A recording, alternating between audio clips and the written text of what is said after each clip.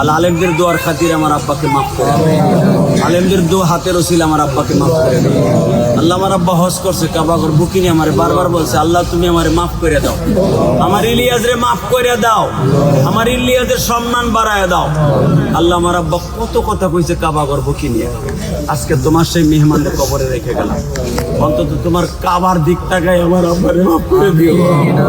আমার আব্বারে তুমি মাফ করে দাও, আমার আব্বার কবরে সওয়াল জব আসান করে দাও।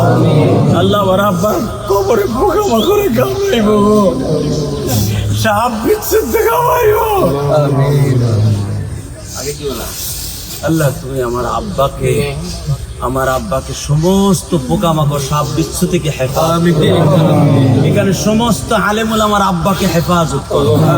যাদের আব্বা আম্মা কবরে আল্লাহ তাদের আব্বা আম্মাকে সাপ বিচ্ছুর হাত থেকে হেফাজত করো।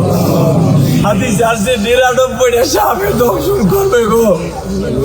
আল্লাহ প্রত্যেকটা ভাইয়ের বাবা মাকে মাফ করে দাও। আমার মসজিদ থেকে মেহেদি ভাই আসছে, আরিফুল ভাই আসছে, আরো অনেকে আসছে রে। আল্লাহ আমার প্রেমের সিটে আসছে, আল্লাহ তার বাবা মাকেও মাফ করে দাও। আল্লাহ মরিপুর থেকে যে সমস্ত উলামা কেরাম আসছে তাদের বাবা মাকে মাফ করে দাও। আল্লাহ আমার পিছনে এখানে শত শত কবর, সবাই মাফ করে দাও। আল্লাহ আমার নানা নানি দাদা দাদি যে যেখানে শুয়ে আছে, আমার এই ঘোষকান্দা বাড়ির যারা শুয়ে আছে সবাই মাফ করে দাও। কবরটা জান্নাতের বাগান বানায় দাও।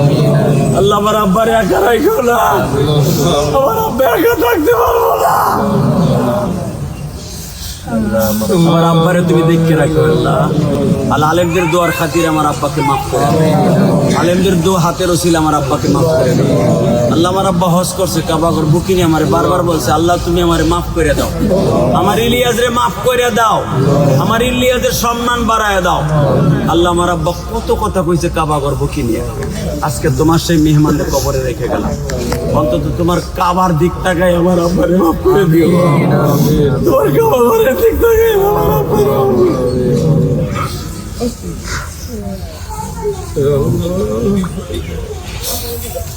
আল্লাহ আর কিছু বলবো না, আমার আব্বারে খালি হাতে রেখে গেলাম, তুমি আমার আব্বারে দেখে রেখো।